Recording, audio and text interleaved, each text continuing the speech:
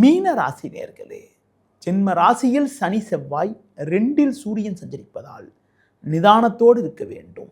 தேவையற்ற நெருக்கடிகள் ஏற்படும். பேச்சால் வீண் பிரச்சனைகள் உண்டாகலாம். முன்கோபத்தை சற்று குறைத்துக் கொள்வது நல்லது.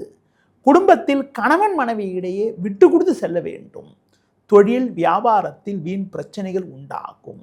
உத்தியோக ரீதியாக பார்க்கின்ற பொழுது தேவையற்ற நெருக்கடிகள் ஏற்படக்கூடிய ஒரு சூழல் இருப்பதால் எதிலும் சற்று பொறுமையோடு இருக்க வேண்டும்.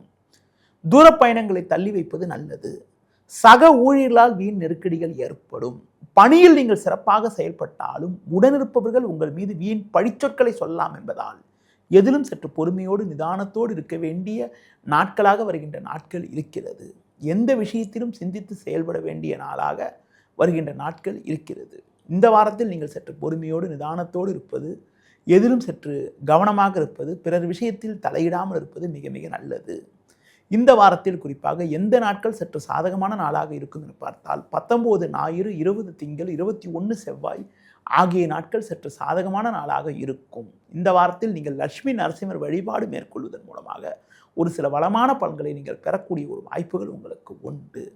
இந்த வாரத்தில் சற்று பொறுமையை கடைபிடிப்பதன் மூலமாகவும் முன்கோபத்தை குறைத்துக் கொள்வதன் மூலமாக வீண் பிரச்சனைகளை தவிர்க்க முடியும். நேயர்களே, இதுவரை இந்த வாரத்திற்கான ராசி பலனை பார்த்தோம். மீண்டும் அடுத்த வாரம் சந்திக்கலாம். நன்றி, வணக்கம்.